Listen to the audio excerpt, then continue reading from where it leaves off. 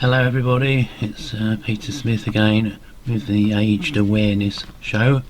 It's Saturday 11th of January 2020. The following is a short extract from Dwayne Hepner's book A Journey to Real Freedom, Book 2, Scene 10 of his amazing romantic adventures series. The real universal guide, the Rebus Artars, is speaking to Dwayne. The is already perfect, so nothing has to be created with your real awareness. You'll meet the powerful space gods someday and have the experience for yourself as you did in your past life with me. You have met them many times, and so you will soon be brought up to date this lifetime on what they are doing now. The god of the second level lives on a mountain of light in the upper astral region and has many names according to the belief system a person belongs to. Many people feel just because they have become familiar with the label of their god, who they have come to know, they are on the right course to the ultimate. Not so, because life is so much bigger than humans have already decided. The governing lords of these two lesser heavens are not interested in anyone finding out about the real guides and the is. They are under the dualistic nature in the psychic realms, and their urge is to keep each soul in the lower levels of illusion and maya in unconsciousness. Because they have convinced so many for so long, the vast majority have stuck with the ideas that have been invented down through the ages they have promoted, which are all manufactured fronts and mainly deception. The saviours and saints of the past were the students of life, who tried to point the way to the upper levels, the many mansions, but who really listened? They only knew of the two heavens of man, and not the is. Today they are looked to and worshipped as the intermediate between heaven and earth, just like television preachers that have become so popular. Most of them have gone on their way, but some do still assist mankind, but from a lesser sense than the real guides. In the earth world there are volumes of documentation that describe fragments of the second and third levels that really do not relate to the great reality. There are only bits and pieces about the unseen worlds.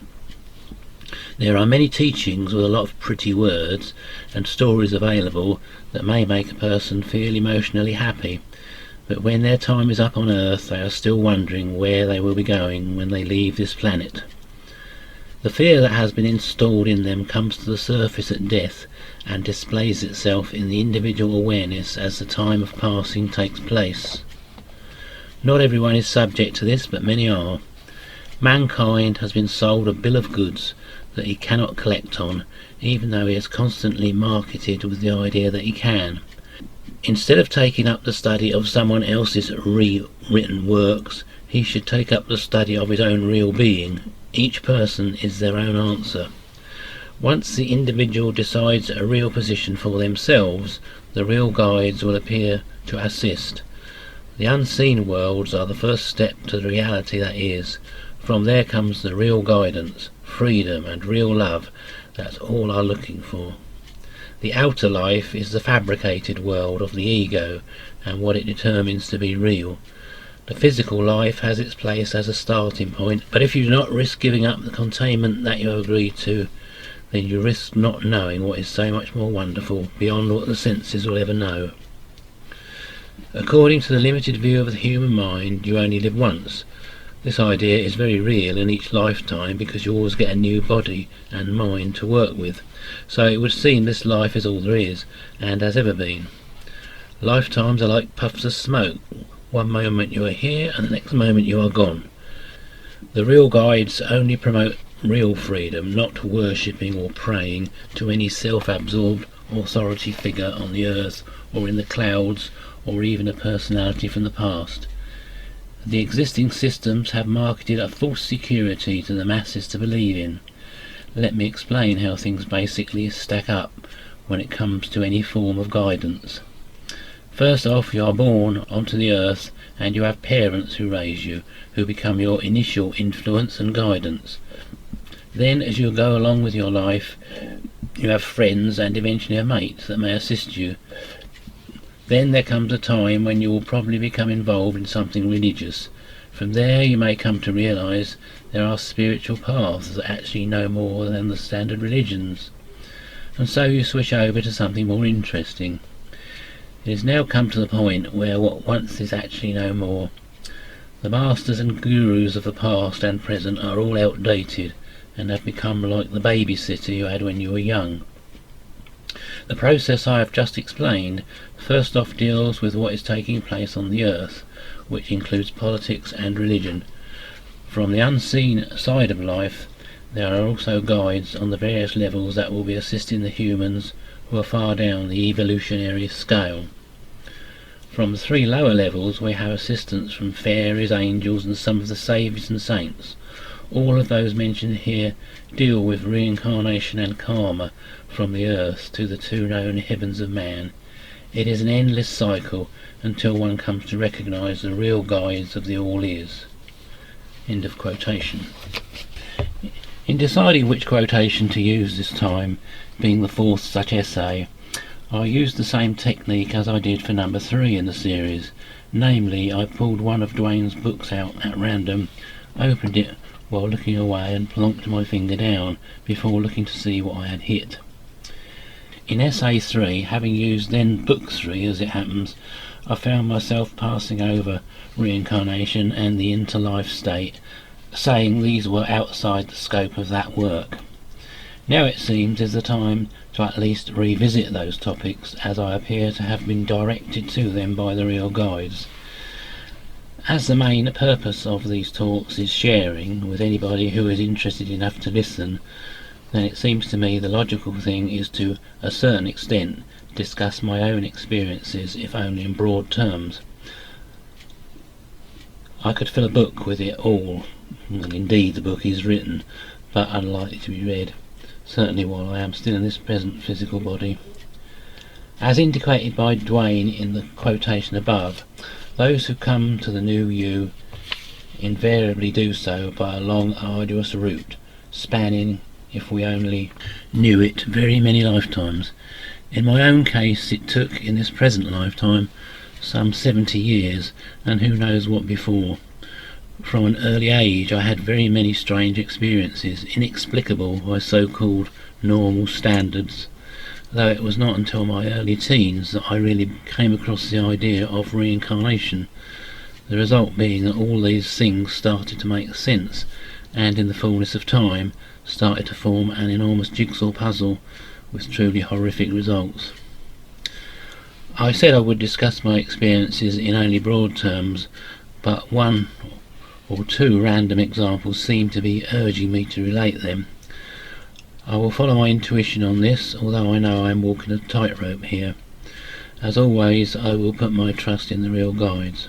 When I was a small boy in the 1950s, like all boys my age, I often played in the street with my friends, and inevitably these often included cowboys and Indians, soldiers and so on. The 6 guns we used were usually fairly primitive and derived from Christmas present cowboy outfits, plastic water pistols and even sticks of wood if none of the above were available. One birthday or Christmas, I cannot recall which, an aunt of mine who lived a few doors away with my paternal grandparents, and being single was always good for presents, gave me a magnificent cap gun. It was to me as a small boy heavy and realistic, a far cry from the things we were used to, mentioned above. One day in the street, in some battle or other, I hid behind a brick wall, and leaning out, pointed the brute at an enemy. Suddenly the strangest feeling came over me. A strong feeling of having done this before, for real. The gun felt so right in my hand. But how could that be? Saturday evenings on BBC TV in the 1950s inevitably meant a mystery or similar serial at 8 p.m, usually spread over 6 weeks. Until 1955 we only had the one black and white channel. in the UK, so we saw a lot of these serials. One such was a quite sinister story concerning an insidious alien invasion. It was the second such serial in which the main character was a space scientist called Bernard Quatermass, and this one was simply called Quatermass 2 and was transmitted in 1955. The earlier, the Quatermass Experiment, had been transmitted in 1953 and was the first such, what we would call sci-fi serial to appear on UK TV.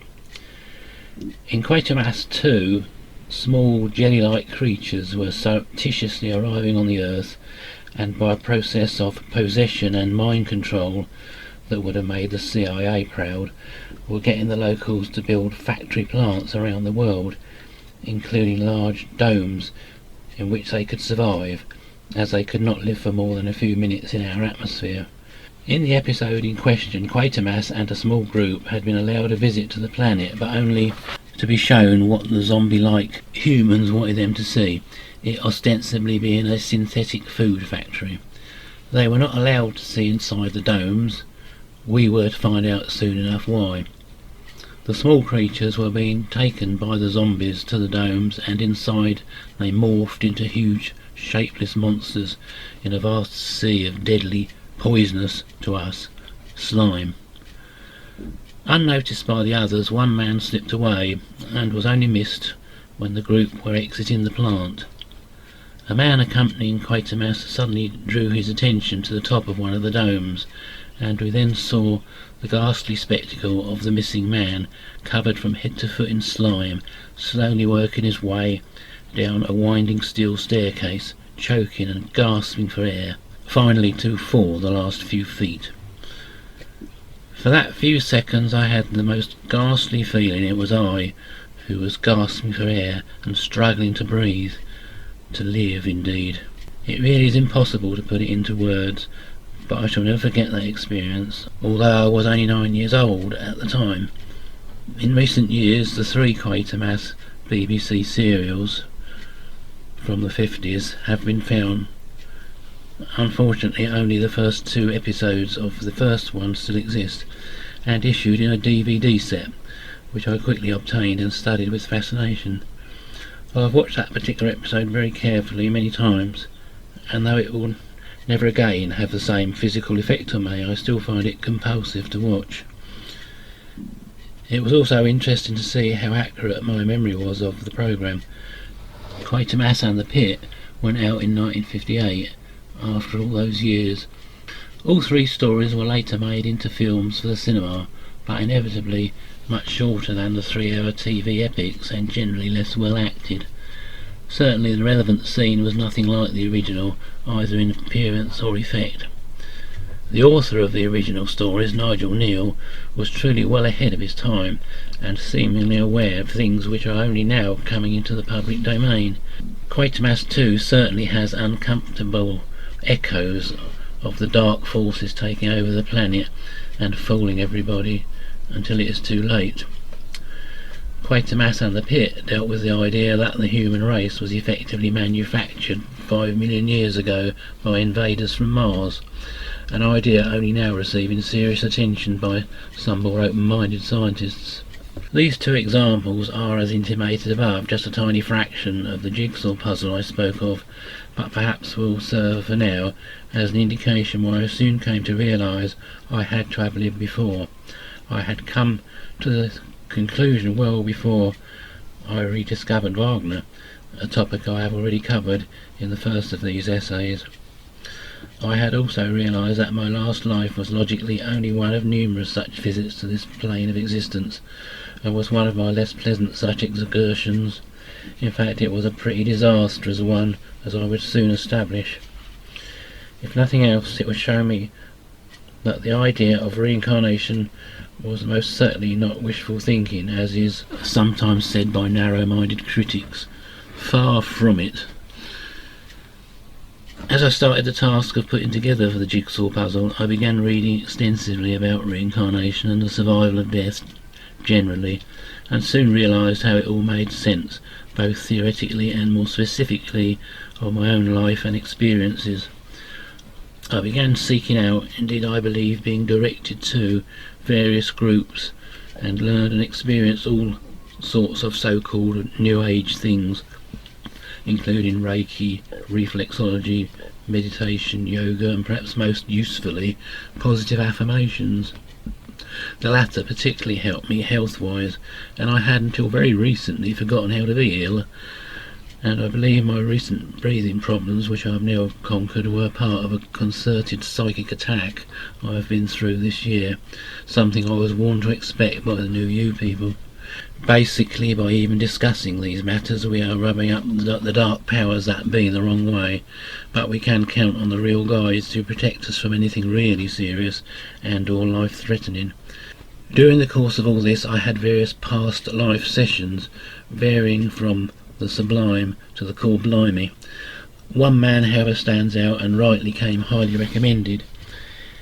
He normally lived in Australia apparently, but occasionally came back to his native UK to host workshops and also do one-to-one past life sessions.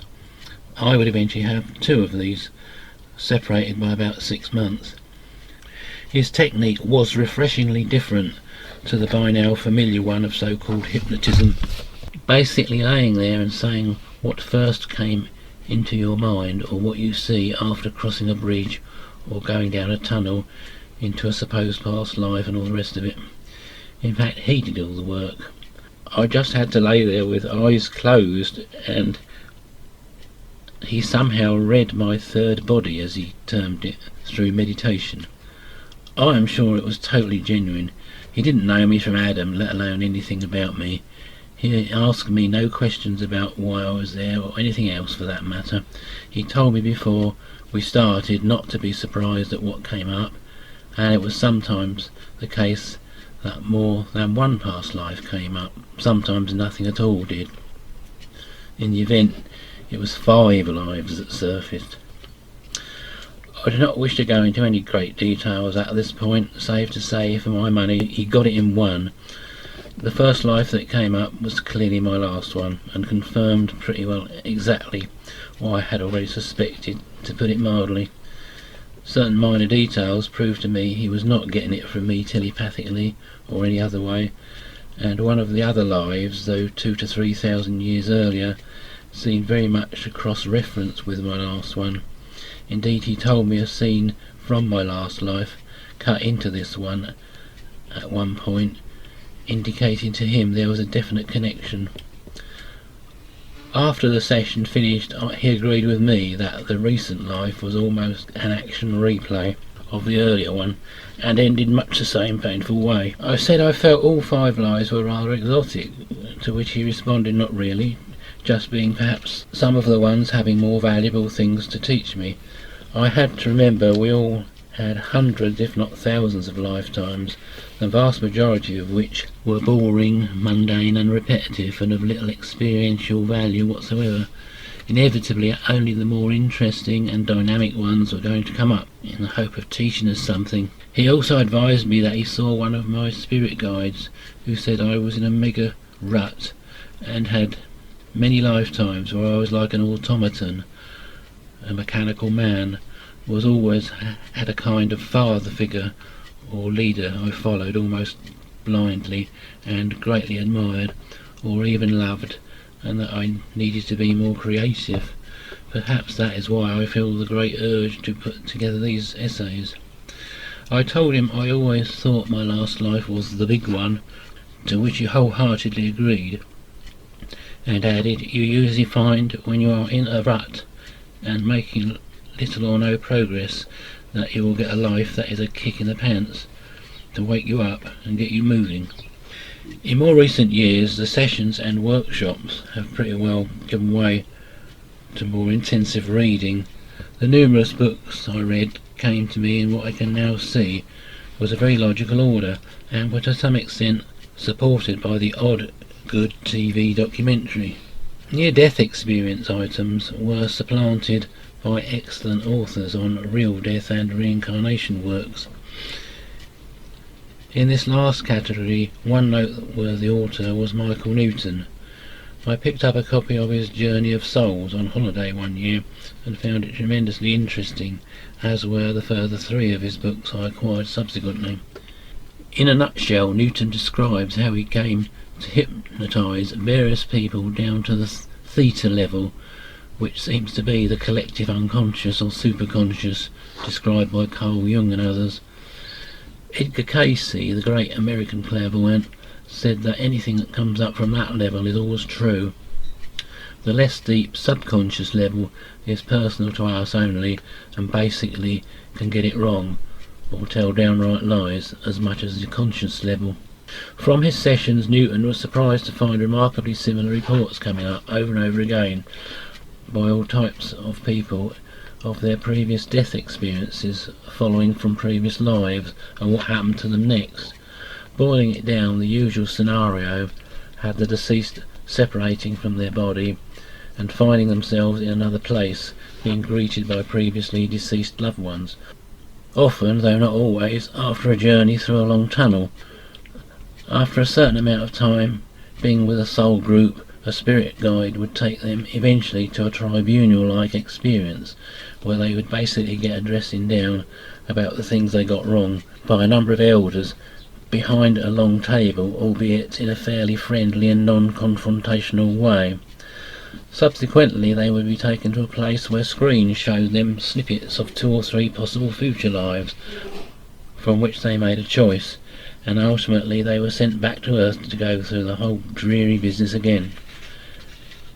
Subsequent to Newton's books, I discovered Dolores Cannon, and read a lot of her books, including the very revealing 4-part work, The Convoluted Universe. Her fascinating books took things further, and being written over a period of years, trace her own development and growth as a deep trance hypnotist. As she said herself in the later volumes, it was as if the powers that be were gradually educating her and trusting her with more and more formerly jealously guarded knowledge. Hence she graduated from the cases of the more mundane earthly lives to cases of reincarnated aliens from other worlds, more completely spirit beings, and much else besides. While I had been doing all this reading and other things, Gwen and Kevin had been doing their own similar things, and it was perhaps inevitable that our paths should eventually converge. I started hearing them talking about somebody called Dwayne, and one day curiosity took over and I asked who this Dwayne was. Kevin very quickly put me in the picture, and I soon found myself reading book 1 of Dwayne's amazing Romantic Adventures series, to be followed avidly by books 2 to 8. At the time of writing, I'm awaiting Kevin finishing book 9, but then he is a very busy man, now virtually devoting all his time to New You matters. Once I got into the New You, I realised that the aforementioned books by Michael Newton and Dolores Cannon, though wonderfully interesting and useful, inevitably fell short of the full picture. Inevitably, because the subjects hypnotised by definition were now back here on Earth, and therefore not got any further than the experiences I outlined a moment ago in connection with Newton's books. From what I have learned from Dwayne's books and regular contact with him via Kevin's Skypes, I realise there is so much more to it all, a universe full in fact. Thus I'm becoming aware of the real universal guides, those beings of light and emissaries of the ALLLISSS who have taken it upon themselves to assist the upward advancement of those of us who demonstrate genuine intent to have such advancement, and we regularly saying or singing mentally or audibly the New You. They will take us past the obstacles of the so-called elders and other contricks designed only to keep the earth populated by slaves for the benefit of the favoured few and their forthcoming New World Order. Obviously it is not just that simple. We have to work our way up through the next 4 levels of creation. We will then be confronted by the deep dark border, or level 6, where we will need more help from the real guides to get through this level, lit only by our own illumination and that of the guides, until we finally break through to level 7, the first of the real universes. When we get there we have really made it, but there is always scope for going on further to unimaginably beautiful levels. By this time we are really back home again and at one with the all-is. I hope that's a bit of interest to anybody who's listening, and hope to do some more of these essays in the near future. Thanks for listening, and it just remains for me to sing the new you. New you.